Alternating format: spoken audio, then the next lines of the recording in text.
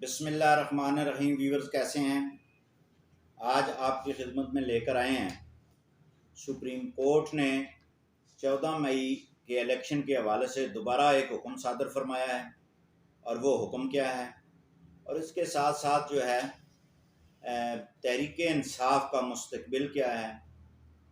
जैसा कि व्यूवर्स आपको मालूम है कि 9/11 जो वाक़या हुआ और फिर 9 मई का जो वाक़या हुआ है, इस पे तफसील से बात करते हैं।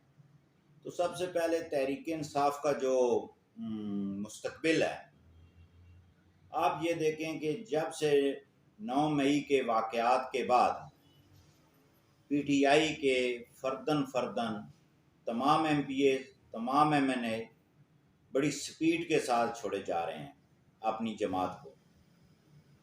अब आप ये देखें कि केपीके के अंदर जो साबका वज़ीर आला परवेज़ खटक और उसके साथ वज़ीर दिफा भी था परवेज़ खटक ने लातल्की का इज़हार कर दिया तहरीक इंसाफ के लिए। और मैं ये समझता हूँ कि इमरान खान के लिए ये बहुत बड़ा धचका है। कोई माने या ना माने, लेकिन ये एक तल्ख़ हकीकत है जो तहरीक इंसाफ के चेयरमैन इमरान खान को तस्लीम करनी चाहिए।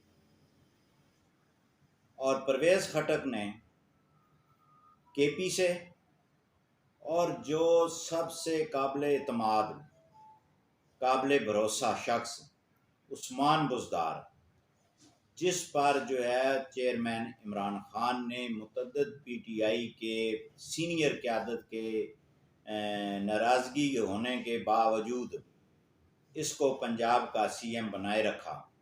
इतना वफ़ादार, इतना फरमाबरदार बच्चा, वो भी कल छोड़ गया। ये मैं समझता हूँ कि पाकिस्तान के जो सबसे बड़ा सूबा है, जिसका वज़ीर आला अपनी जमात को, अपने कायद को छोड़ जाए, और उस्मान बुज़दार पर लाखों एहसानात हैं इमरान खान के, और वो छोड़ गया। उसके बाद जो है केपी में इसकी गवर्नमेंट थी पीटीआई की, वो वज़ीर आला छोड़ गया। आज़ाद कश्मीर में जो उसकी थी, उसका वज़ीर आज़म चला गया। और गिलगित बल्तिस्तान से जो है स्पीकर जो असम्बली का है, उसने एतमाद आई तो रिज़ाइन कर गया। पॉलिटिकली ऐसा महसूस होता है कि तहरीक इंसाफ जो है अब वो बिल्कुल एक कोने में लगने जा रही है, क्योंकि किसी भी सियासी जमात के लिए लोग जो उसमें शामिल होते हैं, जो कैंडिडेट एमपीएज एमएनए, जो पाकिस्तानी सियासत है या दुनिया की जो सियासत है, वो अपना एक वोट बैंक इनफरादी तौर पर लाजमी रखता है। बंदा 20,000, 30,000, 40,000 पार्टी ज्वाइन करता है, विनिंग पोजीशन में आ जाता है। अब मुझे पीटीआई में कोई ऐसा शख्स जो है वो नज़र नहीं आता कि जिसका अपना ज़ाती वोट बैंक सिक्का बंद 25-30 हज़ार मौजूद हो। अब जब वो नहीं होता तो फिर वो कैंडिडेट सीट जो है उसके के लिए निकालना बहुत ही मुश्किल काम हो जाता है। एक शख्स एमपीए का है, उसके पास 25,000 ज़ाती वोट है, या एमएनए है, उसके पास अपना ज़ाती वोट है, तो वो पार्टी का वोट मिला के तो वो विनिंग पोजीशन पे जाता है, कोई भी पॉलिटिकल पार्टी हो। अब जो मौजूदा पोजीशन ये नज़र आ रही है कि इमरान खान के पास जो कैंडिडेट जो हैं, हो सकता है हज़ारों हों, लेकिन उन हज़ारों में से मेरा ख्याल है चंद एक जो होंगे जिनके पास जो है वो अपना वोट बैंक होगा और वही जीतेंगे। और फिर जब ये हारेंगे, जिनका अपना ज़ाती वोट बैंक नहीं है, फिर ये एक और शोर उठेगा, ठीक है जी, धांधली वाला।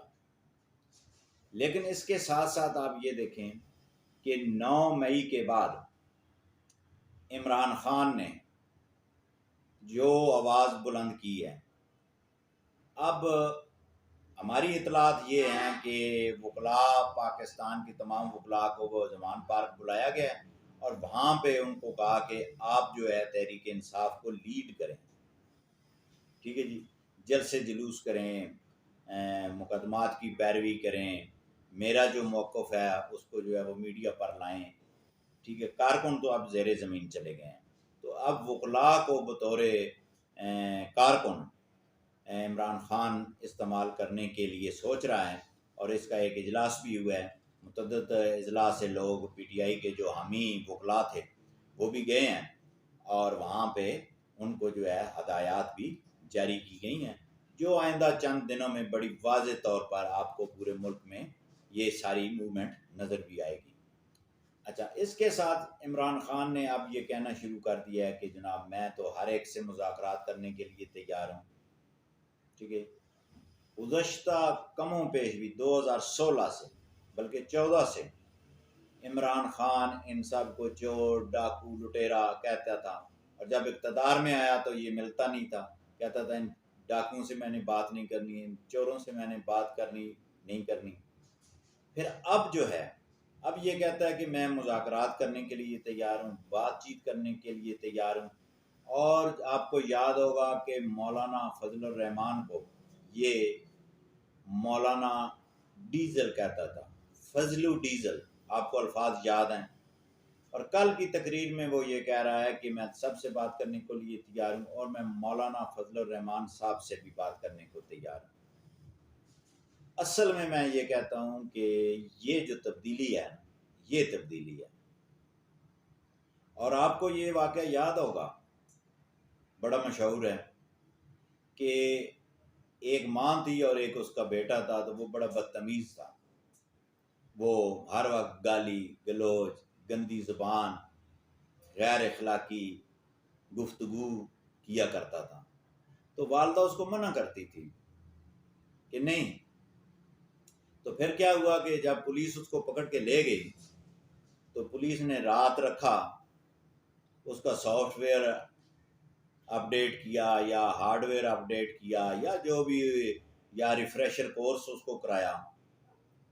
तो वो जब आया घर, तो उसकी वालिदा ने जब उसको बुलाया नाम लेके, तो पहले वो हाँ करता था या बदतमीजी से पूछ कहता था क्या है। ठीक है, तो वो कहता है जी।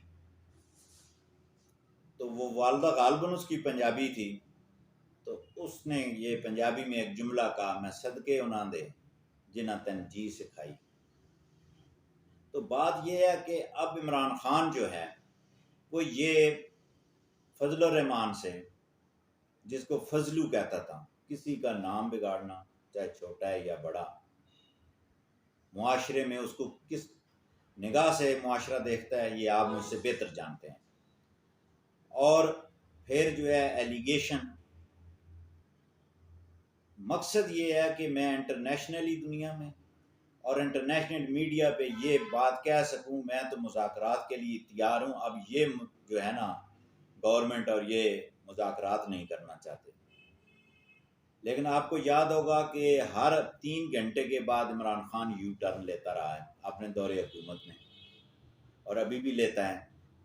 और ये जो बयान इसने दिया है, जो तकरीर की है फजलुर रहमान साहब से, अभी आइंदा 1-2 दिनों में इसका यू टर्न आ जाएगा।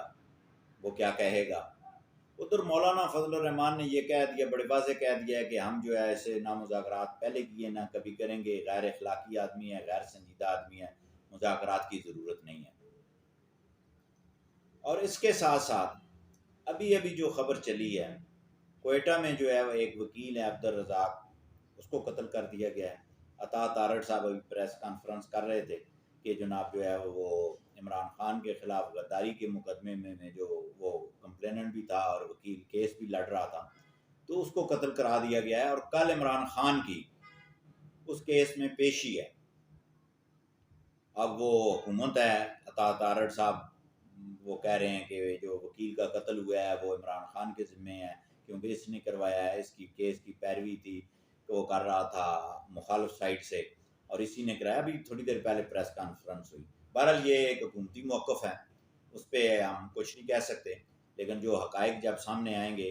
लेकिन इस बात का दुख ज़रूर है कि हमारा एक वकील भाई जो है वो कत्ल हो गया है, जिसके लिए तमाम बार काउंसिल और बार एसोसिएशन को ऐसे मामलात पर सीरियस एक्शन लेना चाहिए कि क्या वकील को ये प्रोटेक्शन हासिल नहीं है, क्या वकील अगर किसी बड़े आदमी के ख़िलाफ़ केस लेता है तो उसके क्या उसको कोई कदगन है।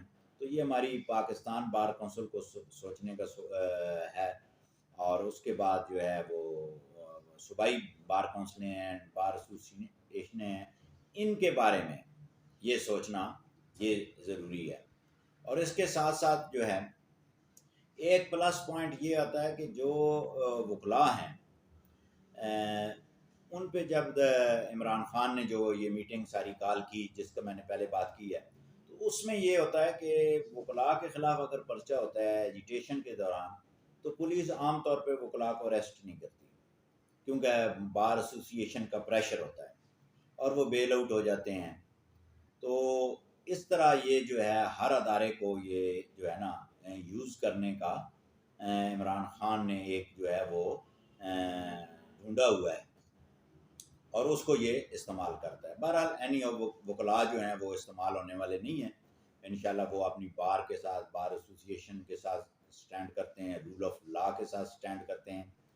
अच्छा, दूसरी खबर जो है, दूसरी खबर ये है कि सुप्रीम कोर्ट ने कल समाअत की है नज़र सानी, जो इलेक्शन कमीशन ऑफ पाकिस्तान ने नज़र सानी की दरख्वास्त दायर की, जिसमें ये कहा गया था कि 14 मई का इलेक्शन हम नहीं करा सकते। 14 मई गुजर गई, कल जनाब खैर से 5 जून था। तो उसमें जो है उसमें सुप्रीम कोर्ट ने समाअत करने के बाद जो चीफ जस्टिस उमर अता बंदयाल साहब ने ये कहा है कि ये पॉलिटिकली मामला है, तमाम सियासी जमातें मिल के मुज़ाकरात के ज़रिए बेहतर अंदाज में फ़ैसला कर सकते हैं और मैं इस केस की जो समाअत है गैर मुअय्यना मुद्दत के लिए मुलतवी करता हूँ। बहुत अच्छी बात है। मैं ये कहता हूँ कि ये सुप्रीम कोर्ट ने जो गैर मुअय्यना मुद्दत के लिए किया है और सियासतदानों को ये कहा कि मिल बैठ के आप एक तारीख तय कर लें, इलेक्शन के बारे में कर लें, तो ये इनका मैं कहता हूँ जमहूरी तर्ज हुकूमत में ऐसे ही होता है। लेकिन इससे कबल 14 मई की डेट देना सुप्रीम कोर्ट का, उस पर अमल नहीं हुआ।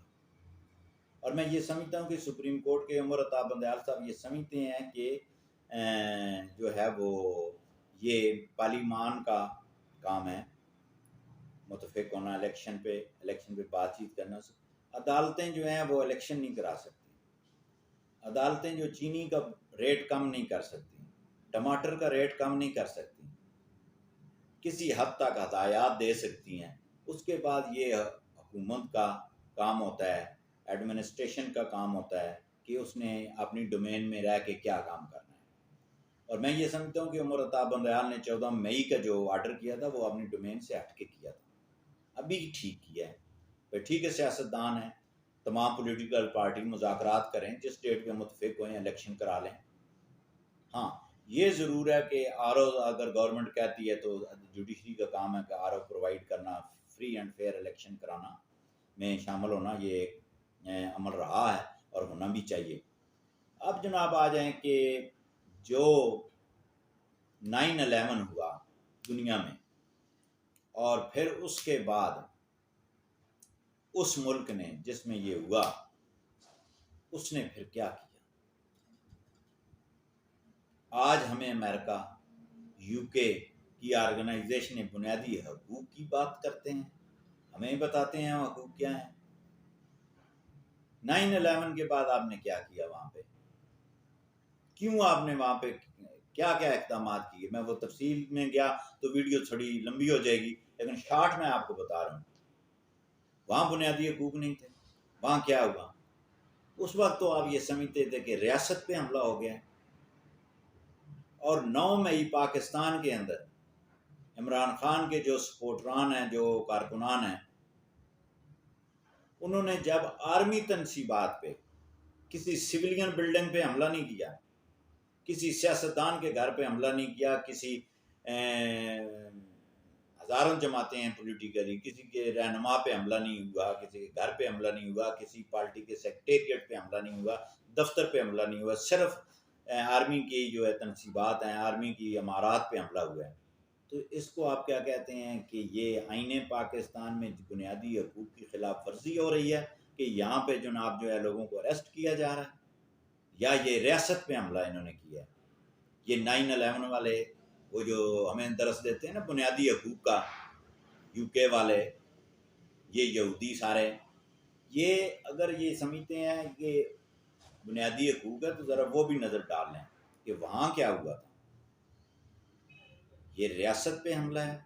मैं ये समझता हूँ कि पाकिस्तान की तारीख़ में जैसे अमेरिका में 9/11 का वाक़या हुआ, इसी तरह ये 9 मई का जो वाक़या है ये 9/11 से कम नहीं है। और इसमें जो नामज़द हैं, जो शनाख्त हो चुके हैं और जो मुलव्वस हैं, उनको वाकई कैफ़रे किरदार तक पहुँचना बहुत ज़रूरी है। क्योंकि कोई रियासत की तरफ जो किसी के बहकावे में आके, जो किसी के कहने में आके रियासत के ख़िलाफ़ आवाज़ उठाए, भाई ठीक है, मेरा आपसे इख्तलाफ है सियासी, मैं आप पे तनकीद कर सकता हूँ, आप मुझ पे तनकीद करें, एक पार्टी दूसरे पे करती है, जायज़ है, जमहूरियत में यही है। लेकिन एक रियासत के ख़िलाफ़, रियासती अदारे के ख़िलाफ़, यूनिफॉर्म वाले के ख़िलाफ़, चाहे पुलिस का हो या प्राइवेट सिक्योरिटी एजेंसी का वो चौकीदार और वो गार्ड क्यों ना हो, यूनिफॉर्म पे आप वो ऐसी बात करें तो वो फिर बुनियादी हकूक़ की खिलाफ वर्जी नहीं है, एहतजाज नहीं है, वो रियासत पे हमला है, वो दहशत गर्दी है और दहशत गर्दी के लिए अदालतें मौजूद हैं। आज तक के लिए इतना, कल दोबारा आपकी खिदमत में हाज़िर होंगे। अल्लाह हाफ़िज़।